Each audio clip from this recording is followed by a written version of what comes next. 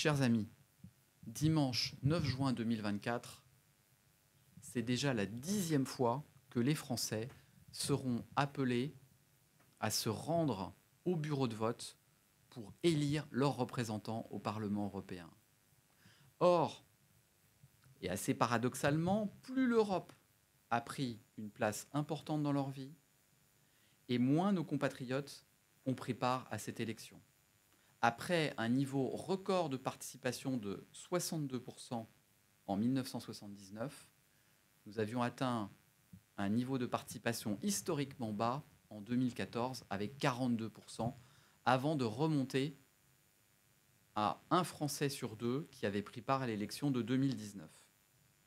Or, en traversant des crises historiques, le Brexit, la pandémie et plus récemment encore l'invasion russe en Ukraine, l'Union européenne n'a cessé de se transformer, de nous offrir des moyens de nous protéger et de nous faire grandir. Le bilan de l'Union européenne est très significatif.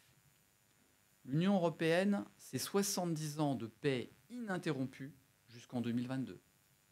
L'Union européenne, c'est la possibilité pour chacun d'entre nous de vivre, d'étudier et même de travailler dans n'importe quel autre pays de l'Union européenne.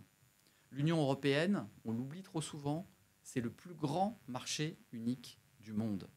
Et enfin, l'Union européenne, lorsque les crises sont là, c'est un ensemble de pare-feux, de protections diverses, dont le plan de relance en 2020, qui ont permis de sauver la vie d'un certain nombre d'entreprises et de particuliers. Alors c'est vrai qu'on peut faire beaucoup de critiques à l'Europe, on peut lui reprocher qu'elle est trop bureaucratique, on peut lui reprocher la lenteur de la prise de décision, mais on ne peut en aucun cas lui intenter un procès en immobilisme. C'est pourquoi, le 9 juin, je vous invite à vous rendre massivement dans vos bureaux de vote pour voter pour une idée simple, plus d'Europe et surtout mieux d'Europe. Car ne nous voilons pas la face, si le bilan de l'Union européenne est plutôt flatteur, depuis les débuts de la construction communautaire, il reste encore beaucoup de progrès à accomplir sur plusieurs fronts.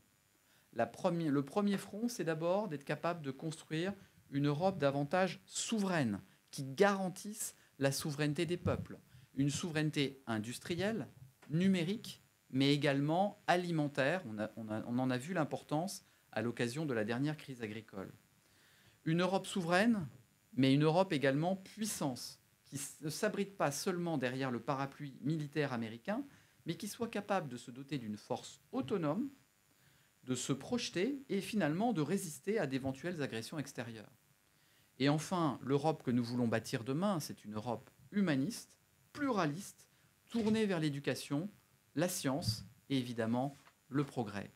Cette Europe que nous voulons construire demain, elle devra également relever le défi démographique face à un vieillissement important de cette population. Ce sont 600 000 actifs que nous perdons chaque année et qui sont autant de forces de travail en moins pour construire notre souveraineté industrielle et économique. Alors, s'il vous plaît, n'hésitez plus. Dimanche, rendez-vous à votre bureau de vote pour voter pour une Europe des Lumières, une Europe qui n'a plus peur ni d'elle-même ni des autres, une Europe qui voit loin. Votons ensemble dimanche pour cette Europe volontaire, généreuse et humaniste.